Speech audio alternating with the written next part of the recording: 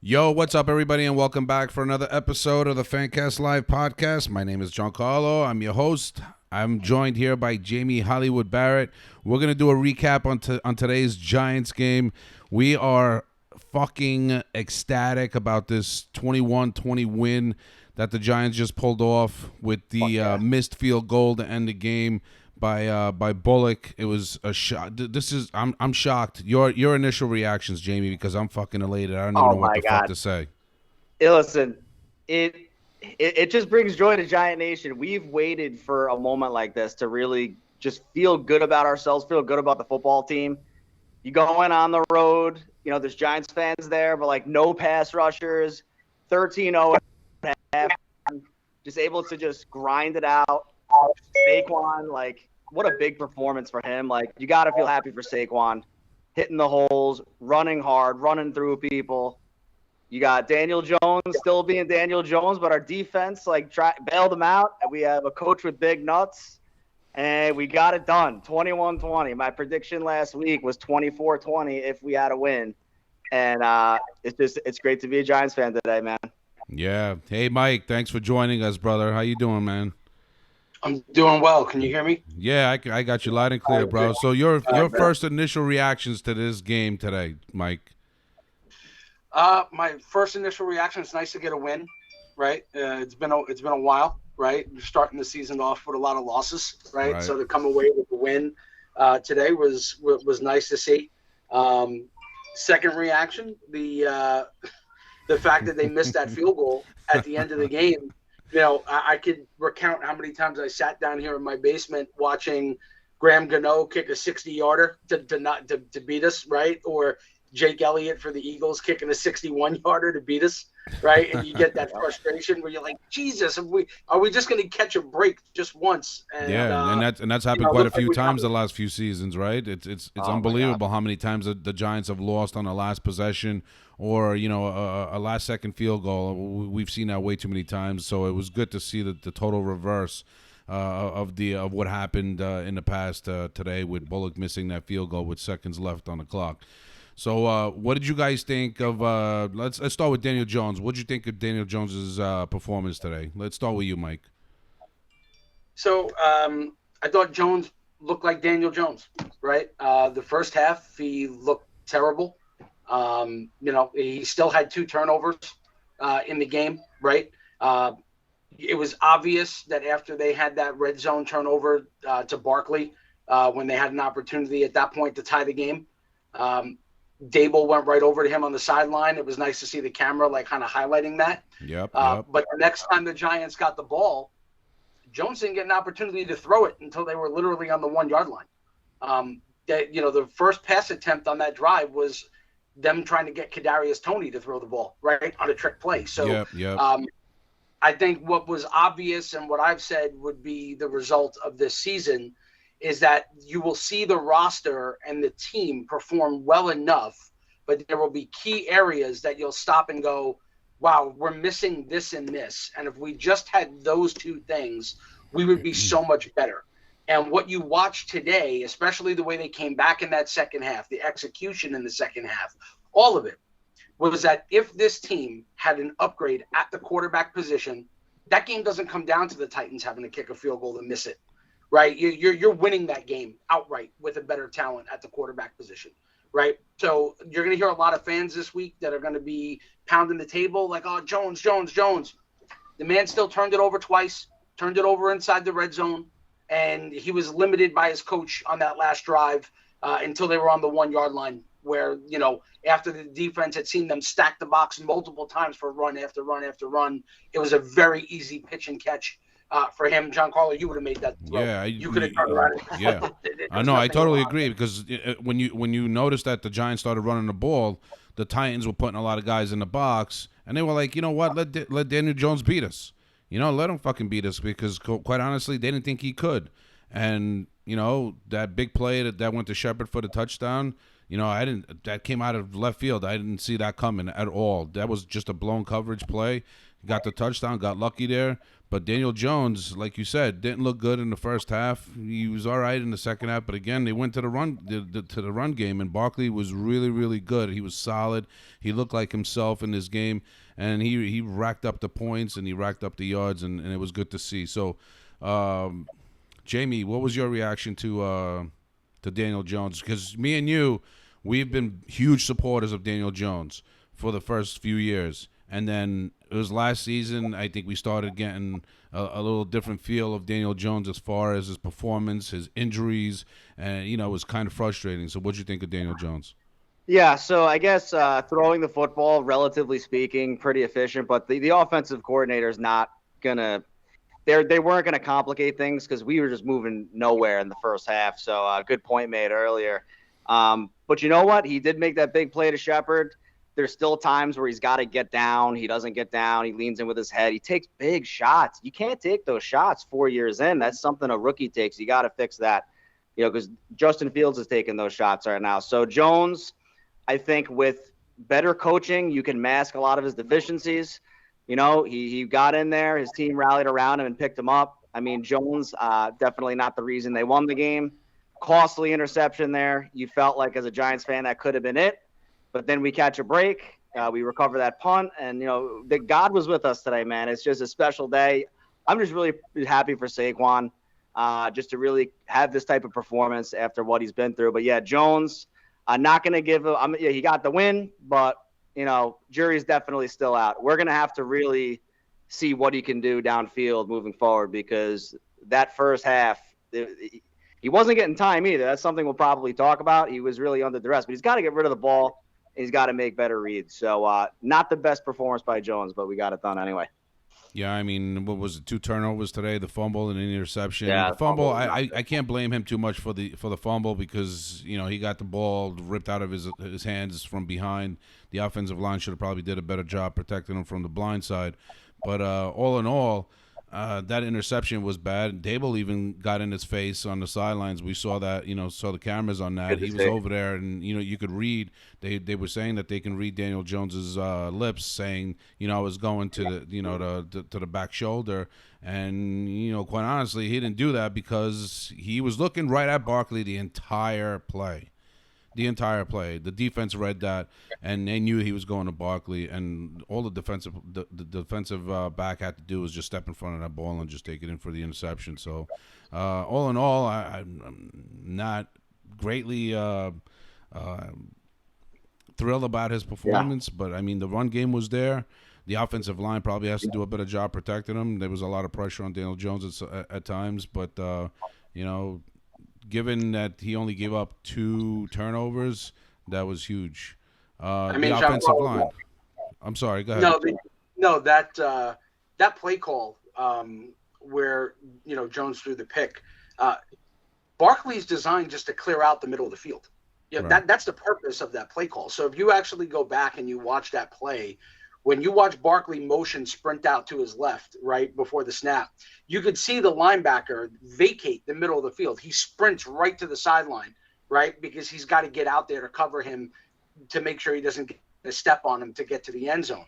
But when you look at that play, the slot receiver, which in this case was Sills, is coming up and running a post. And then you got Shepard running a slant underneath it. So really what that play is designed to do is Sills is designed to take the corner and the safety away from the goal line. Barkley's designed to create the space, which then creates the stride for Shepard to have a clear path on the slant. So he catches it with being contested, but then has a clear path to the goal line to get into the end zone. And Jones not one time looked to the center of the field. Right. It was Barkley the whole way. Yeah. And you could see it on the replay. Shepard had a step on his guy. It was going to be a tight throw, but there was nobody at the goal line. And it really was supposed to be clear it out, look left, come back middle, and then hit the slant. And it's right there. And that's something that Daniel is going to need to show progression on before the end of the year.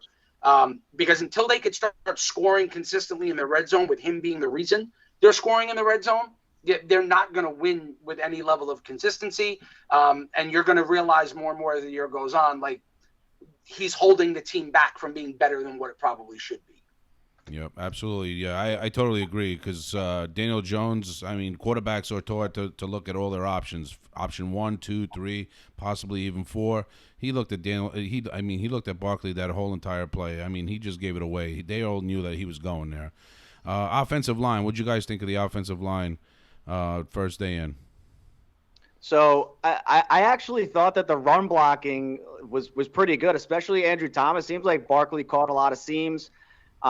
You know, part He of the was getting reason through why a lot of tight spaces, that's for sure. I yeah, mean, but he was and finding those. He was finding those tight holes, and he was just getting through. enough creases, and part of it was his God-given ability as well. But I think in the second half there was better protection. The first half, obviously, Jones was running around, probably not staying in the pocket too long. So just trying to get trust and cohesiveness with the group. I thought that the rookie Evan Neal held his own. I mean, obviously we gave up some sacks. That's going to look bad on the score sheet. But when it became time to go on these drives and run the football, you need your offensive linemen to step up, block, move downfield. It just seems like they were on point, and it seemed like the coaches really inspired them. So overall, stat line might not look great, but they have a lot to build on. How about you, Mike? So I just saw a stat come up before. The Giants had 124 rushing yards coming off the left side of the offensive line, right? So you saw Bredson get the start early. They yanked him, put Zuzu in, the rookie left guard. They put him in next to Thomas, and all of a sudden, they're able to move bodies, right? They're moving some guys around. They're able to, run the ball consistently off the left side. Evan Neal showed some growing pains today. I think that was pretty obvious. He had some plays that he looked okay. He had some plays that he looked, abysmal. For the most part, that's pretty typical for young offensive tackles in the league. I remember when Andrew Thomas came in, we were all like, holy shit, is this Eric Flowers part 2, right? Because it was like, oh my God, he's a turnstile out there, right? They just need time, get caught up with the speed, better communication. They're still going to need to invest heavily on the interior offensive line going into next season. I think it's a pretty glaring spot for them: corner, wide receiver, quarterback. Like, these are the areas that they're going to have to focus on. But for today, I thought they did a good job in the run game. Obviously, struggled in the pass game early on until they made some moves. Second half, they improved. But I also do think that the fact that they shifted more to the run game in the second half salvaged them from a pass blocking standpoint, right? There were very limited passes in the second half. If there were passes, they were very quick throws in that regard to get the ball out fast. They weren't trying to push the ball downfield at all. So that's just where I see them right now. It's a good first step for them, but we'll see how it continues to progress. I'd like to see Neal get a little bit better, as the year goes on, but the growing pains were expected. Yeah, definitely. The wide receivers, Richie, what was it? Richie James or James Richie, whatever his name is. He was very involved in this offense today. Not totally what I expected out of this Giants offense. You would have thought that Kadarius Toney would have been more involved. Shepard had that touchdown for the big play. That was probably one of the only highlights of his day. How many throws were there to Barkley? It was probably maybe a handful. I wasn't too thrilled about the receivers. They're always having problems getting open. I think that's a big problem with Daniel Jones because he's scrambling out of the pocket probably when he shouldn't be scrambling out of the pocket. He should be a little more patient and giving the receivers some more time to get open. But we don't have receivers that have breakaway ability. So what'd you guys think of the receiving core? I thought that Tony only had that one play, but it was a very important play in the game because he was designed to roll and throw that ball. And I give kudos to Tony being a young player, not trying to force it and try to be a hero. He actually went around with his athleticism and made a positive play. So didn't get a lot of targets. Galladay only 2 targets. Richie James had a big drop on third down that thought would kill you, but for the most part overachieved. He's a special teams guy. He's not supposed to be a guy getting 10 targets a game. So I think he played outstanding. Jones was not eyeing his receivers and like you would hope. And if you don't throw the ball more than 30 times, it's hard for these receivers to get some love. But I think blocking on the edge was pretty solid in the run game. I think there was hustling downfield. You hate to see what happened to Wandale, him being out. I'm not really sure on that injury status. That'll definitely play a part. But a lot of motion behind the line of scrimmage today, so this is definitely a different playbook. Yeah, Wandale's injury was a knee injury. They reported he wasn't coming back to the game, but I don't know what his status is for the remainder of the season. He may or may not be able to come back. He might be out short period of time. He might be out for the season. I don't know yet. Kenny Galladay was non-efficient. He had like 2 catches in this game. Yeah. This guy's getting paid a lot of money to make some big plays. He's a big body. I know he doesn't have the speed, but push come to shove, when you need somebody to go up and jump for a ball, he's the guy he's supposed to be throwing it to, and he's nowhere to be found on the field. I don't know what the deal with that is. He's an untradeable. It's an untradeable contract. There's no way that the Giants will be able to move this guy, but they're gonna have to try to get the best out of him. But how exactly they're gonna do that, I have no idea. Your thoughts, Mike, on the wide receivers? So, pertaining to Galladay, Galladay is not long for this team. I think that's pretty obvious. I think if they could have gotten rid of him already, it would have already happened. He doesn't fit what they want to do offensively. Like, if you look at the systems between what Dable ran with Buffalo receiver-wise, and you look at what Kafka is accustomed to in Kansas City, right? They don't use contested catch, big-bodied wide receivers, right? That's not how they operate, right? They're looking for guys that have good route running ability, good separation, good speed. Galladay is not that, right? So I don't expect him to do much this year, if at all. And I think a lot of that also stems from the fact that you had a new coaching staff come in with a new general manager, and they come in and they're looking at this roster and saying, okay, what are pieces that we want to keep to build around, and what are pieces that we don't, right? And when you look at the receiving core as a whole, we're spending all this money for very little production, right? So I would suspect that he's going to be gone. Slayton being a scratch made perfect sense. I really don't think that they want him. I don't think they could have found a trade partner for him prior with what his salary was. So they went to him and said, look, we're either going to release you, which no one's going to pick you up right now, or you're going to get the minimum, or we're going to pay you, right? You're going to take this pay cut and you're going to come down. So he takes the pay cut to stay, and then he's inactive. And a lot of that stems from the fact that Slayton doesn't contribute anywhere else. Like you mentioned, Richie James, but Richie James is playing well at receiver for what he is. Like you mentioned, he overachieved, but he also does special teams, right? So Slayton's not contributing in that regard. So I'd rather have Richie James active over Slayton if I got to have somebody, that's got to contribute on special teams also, right? So that's to be expected. It's unfortunate about Wandale's injury, right? We want to see him on the field. What Richie James did today, that's what Wandale Robinson's supposed to do in that offense, right? Like that's his role. Is what Richie James contributed to today is what Wandale's role is. And I just think Tony's in the doghouse outright. Brandon Brown said it very clear. That when they're looking for players, they're looking for tough, smart, and dependable. Kadarius Toney's not tough. He gets hurt a lot. He doesn't play through injury, right? He gets a little nick. No, I'm out. My hamstring, my whatever it is, I got a tweak. I'm not playing. So he has no problem doing that. He's not dependable at all. Right, you see it in practice. He's never available to practice. He's always got a problem. He can't practice. He doesn't play in the preseason. I just think ultimately what you're looking at is a coaching staff that has said to these guys, I don't care where you were drafted or how much money you're being paid. The guys that are going to put in the work and are going to come to work and do their job and are going to be receptive to coaching are going to get the playing time, right? And I think that's what you saw pretty much today with James being on the field. Right, you saw that with with Wandale being on the field early, Tony being very limited in terms of his snaps, and I think that's just something that's going to continue. Now, barring the injury with Wandale going into next week, will we see maybe more of Tony?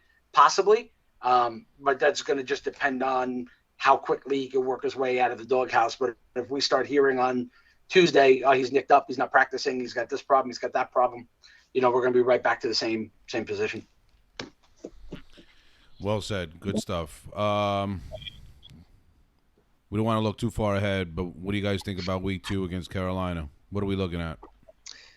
So Carolina is not a good football team. They have, Baker Mayfield, who is playing for his job the same way Daniel Jones is. They just came off a rough loss where he wasn't that efficient. Baker has that first overall pick pressure.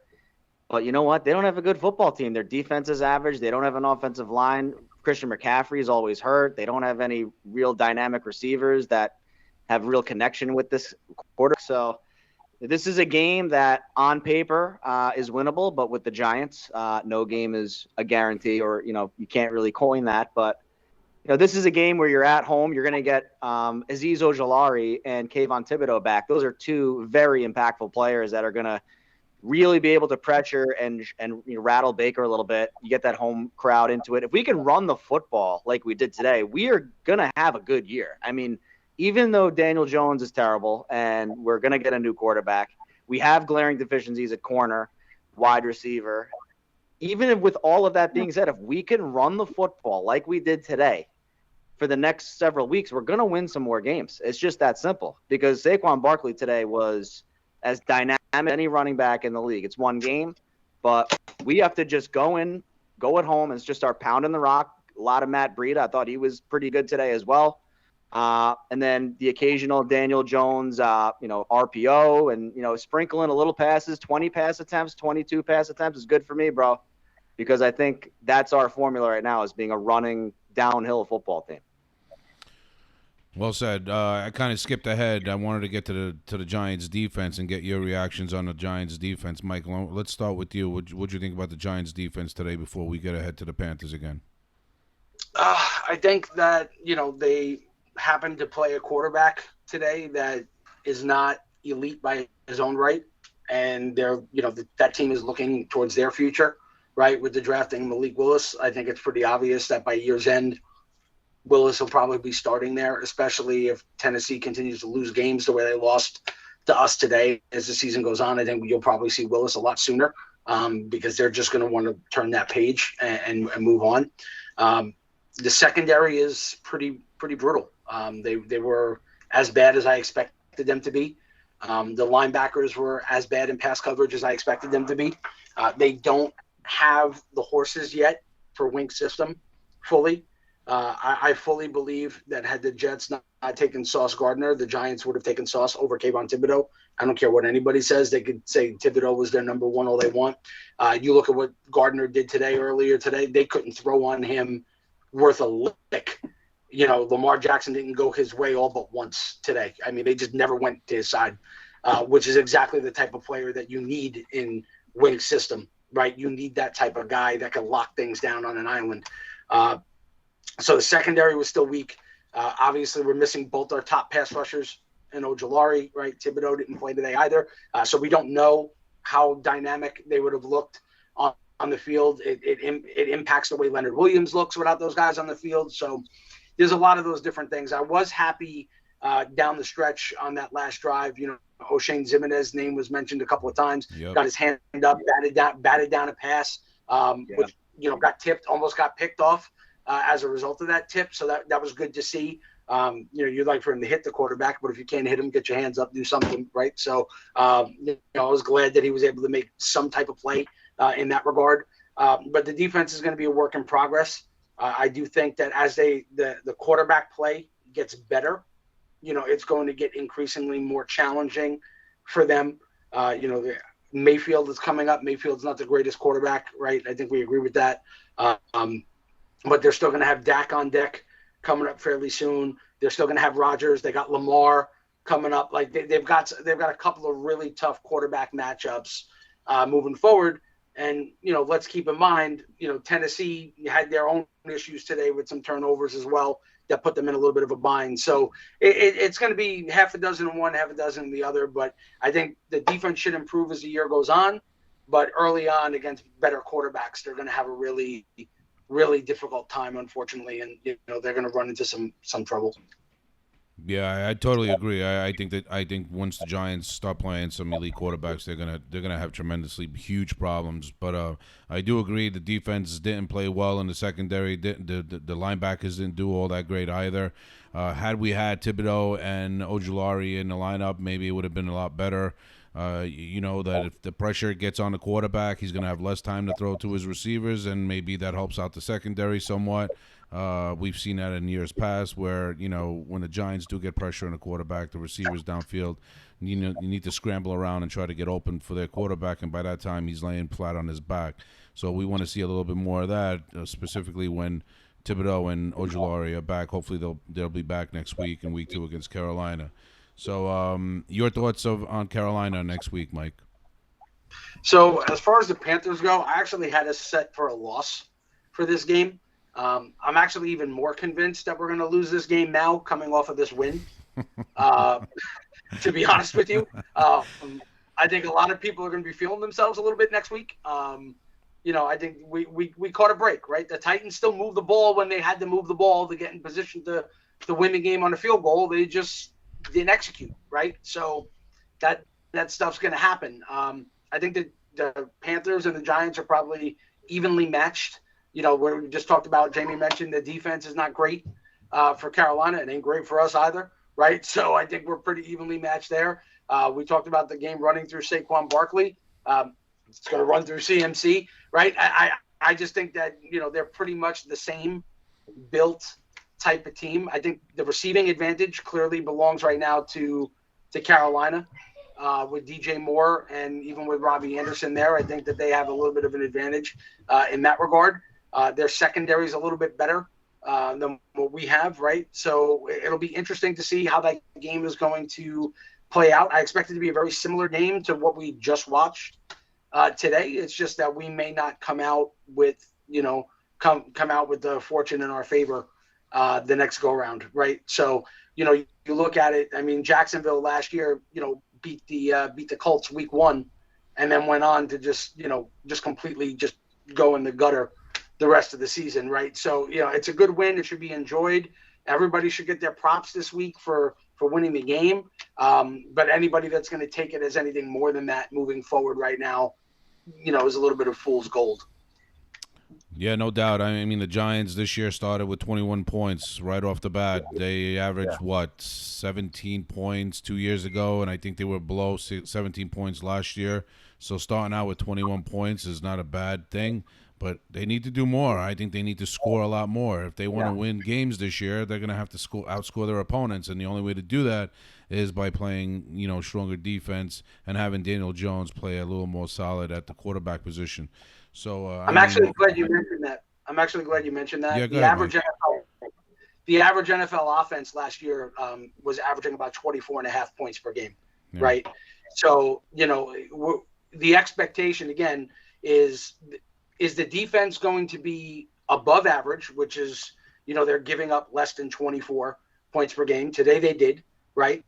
But the offense still didn't get to what the NFL average offensive points per game is, right? Like They won a game that they scored below, and the defense did just enough to keep the other team from hitting the league average. So until I start seeing them offensively be in a position where they're at the league average, where they're scoring at least 3 touchdowns per game, then it's going to be very difficult for me to sit there and be optimistic for where they're going to go moving forward as a result of that. Because scoring 20 points a game, 21 points, and then your defense being a full 4 or 5 points above average in terms of points allowed, that's not a sustainable path to winning. You have to be able to put points on the board. So after today's victory, a 1-point victory, and that's all thanks to the missed field goal at the end, what did we learn about the New York Giants? Our coach has a set of balls, and the players really love him. I mean, sure. That 4th down call, I don't know anyone that expected that, and especially from a Giant, like it's his first job as a New York Giants coach. This isn't like some other team. This is like a lot of pressure on this job. If this play doesn't go wrong, if Daniel Jones fumbles a snap, if like he tries to make a run and falls, I mean, to have him do a shovel pass for a 2-point conversion, I mean, that is unbelievable trust. And you saw Saquon on the sideline, how jacked up he was. What a great moment for that coaching staff. You got to give credit to Kafka. Look, we're not working with a lot of talent, but you go from 0 points and then you put up 21 in the second half. You make an adjustment, you go strictly to the running game. You go to Andrew Thomas, like he said before.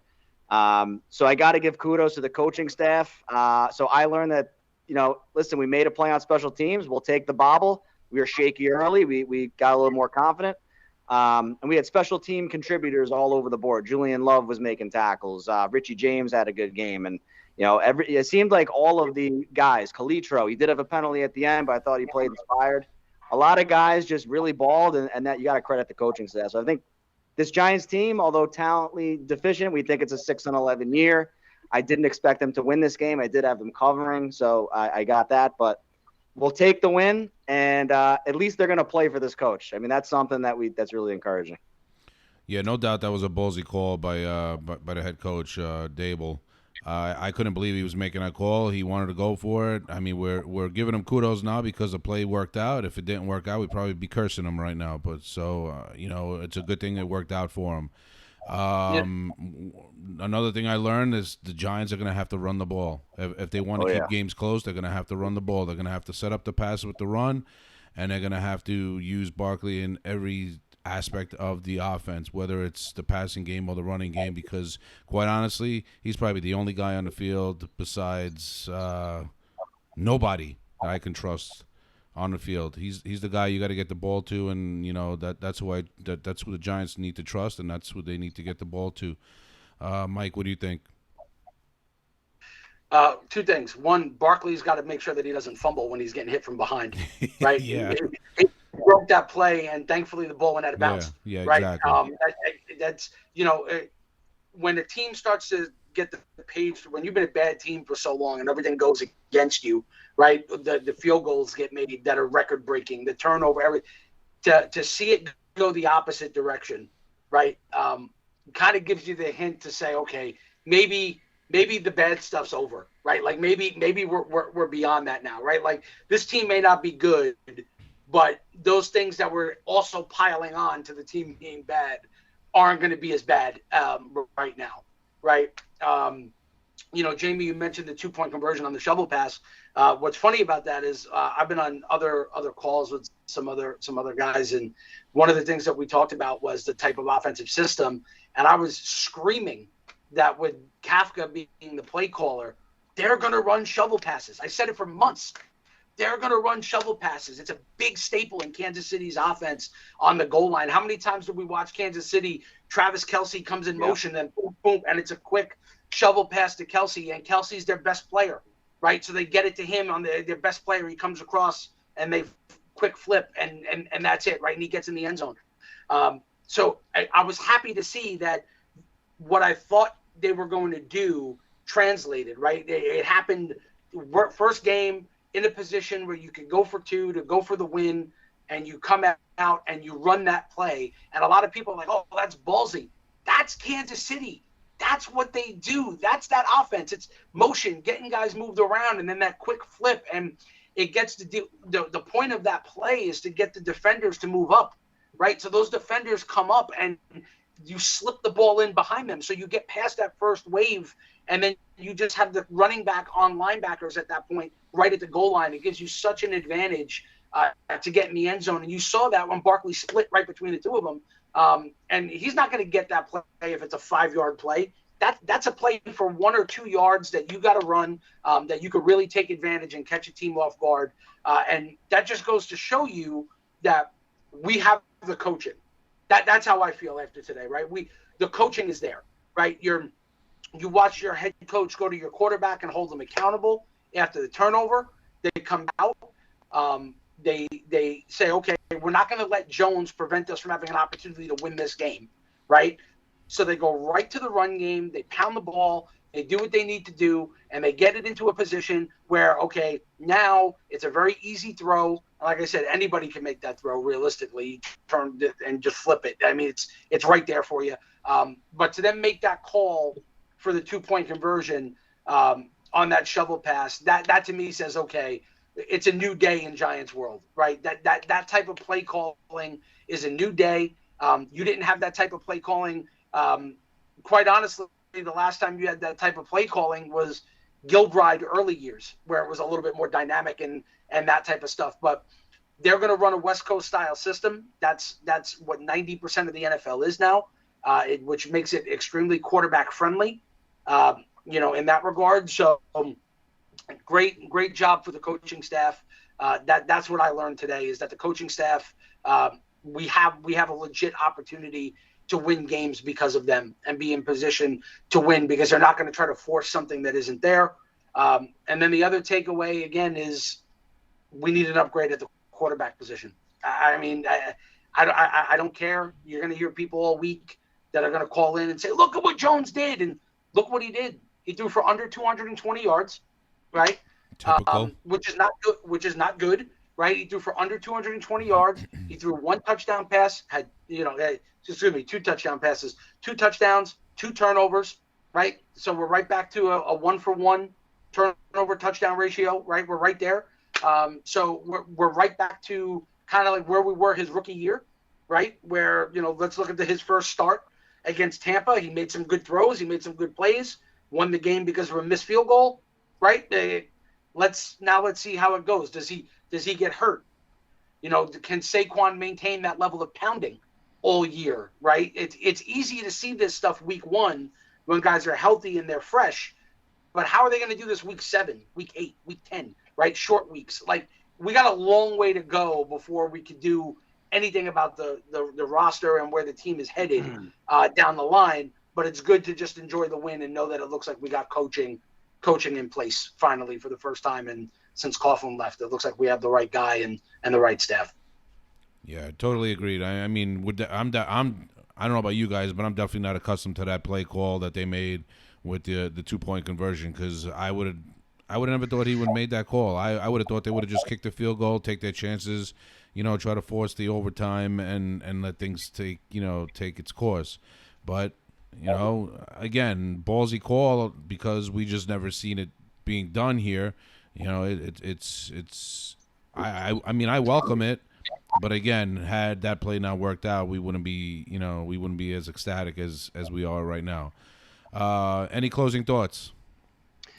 Listen, I think it's just really sweet, man. I mean, how many years you go 1-6, 2-7, 0-5, just in perpetuity? It's really great to see without our 2 best pass rushers. We've lost the first 2 games in the last 5 years.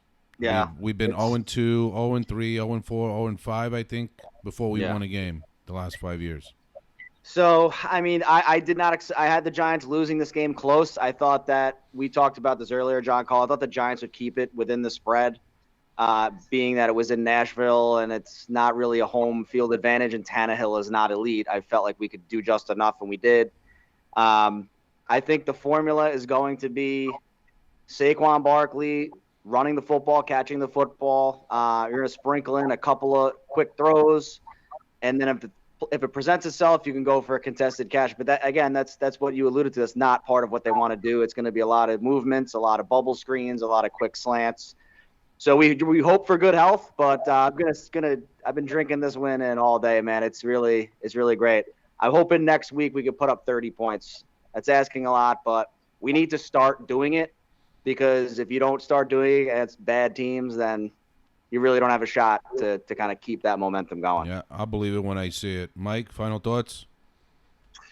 I mean, it just comes down to, again, enjoy today, right? It's nice to get off the year with a win, right? It's been a while, right? So, you kind of go into the season going, oh, Jesus Christ, here we're going to go again, right? It's going to be a long one. It's nice to get the win early. I'm sure fans next week heading into the stadium are going to be really pumped up, right? Because they're coming in, oh, we're 1-0, we got Carolina, they suck, right? They're going to be all pumped up. I would still, temper expectations, going into next week. I think it's focus on today, right? Enjoy it today, enjoy it tomorrow, enjoy it Wednesday. But once we get to Sunday, what we did this week got nothing to do with what happens on Sunday next week, right? Every week is its own entity, and they really need to approach it that way. It's going to be an interesting year. I look forward to it. I had the team set at 5 wins. I had them at 5-12. So for them to come out and get this win, it was an unexpected win for me. But I can see, there are some positive signs, and it's going to make it at least fun to watch, kind of very similar to what the Lions have been last year, right down the stretch. The Lions became a very enjoyable team to watch, and even though they were losing games, right? Even today, losing to the Eagles earlier today, the Eagles got a good football team, right? Eagles are expected to win the division, make the playoffs. Detroit goes out there and hangs up 30, gets close to 30. On them, right? We can't even sniff 30 yet, but like they're right there, right, against that Eagles team. So my hope is that by the end of this year, we start to resemble what the Lions look like at the end of last year, where the games are hyper competitive, you're putting up points, we're scoring, and there's signs there that we're going to break out going into the following season. But it's still yet to be written how that's going to play out. But that's the hope, at least. Yeah, no doubt. I mean, my expectations this year weren't very high. I think me and Jamie had a discussion last week, and I think I said probably like 5 or 6 wins. Yeah, I think you had 5, and yeah, I mean, I'm gonna enjoy this win. I'm gonna enjoy this win. But going into next week, even if the Giants do come out with a win next week, what does that mean? It doesn't mean a whole lot, because 2-0 doesn't really stamp the mark on the season, because you still have to, go up against some of the elite quarterbacks. There's at least 5 elite quarterbacks on their schedule this year. Those guys are going to put up some points, and just because you come home and beat Carolina next week, if you beat Carolina next week, that doesn't mean shit. You got to take it one game at a time here. A little bit at a time. We'll see what happens. But right now, I'm going to enjoy this win. We got lucky this week. I won't deny it. We definitely got lucky. And, hopefully, coming home next week against Carolina, we'll score some more points. In the first half, we got to get something done in the first absolutely. half. That was so bad. All I want out of the Giants, because my expectations are 5-6 wins, all I want to see is some really good football, something that's going to be fun to watch, something that's, that's not going to make me depressed to want me to turn off the fucking TV, because the last thing I want to do is turn it off. I want to watch something good. I want a good product on the field. I know that right now they're not a good product. I know they're going to get there at some point. I know that. But I want something that I could, sit and watch and appreciate, even though they lose on a consistent basis. That's all I really want. But we'll do this again next week after the game. What do you guys think? Yeah, I'm coming back from my son's hockey game, so I should be home for the second half. So if what I'll is be that? there. It's a 1:00 game next week, right? Yeah. So I should be home around like 3 or so. All right. So if I should be able anything, to- I mean, we'll do it right after the game if you're available, Mike. You gonna be available next Yeah, week? I'll be home. Right now, I got the newborn upstairs, so we had. You the had your on baby. Tuesday. Yeah, Oh, Tuesday. Congratulations. What'd you name him? Yeah, so Bianca actually. Oh, So you had a girl. Another girl. So two Good girls. for you, man. 2 girls. So very excited. So I'll actually be home till the end of September. So I'm actually not going to any of the games. I'm usually at the games every week for the most part when they're home. Yeah. So I'm not going to my first game until Baltimore. In mid-October. So yeah, I'll be around next week, Sunday after the game. If you want to link up, I'm around. All right, sweet. Congratulations, Mike, on your newborn. God Thank bless. All Thank right, you. guys. Thanks for joining me, Good job, and fellas. I'll see you guys next week. Peace out. Thanks, bud. Pleasure. Later.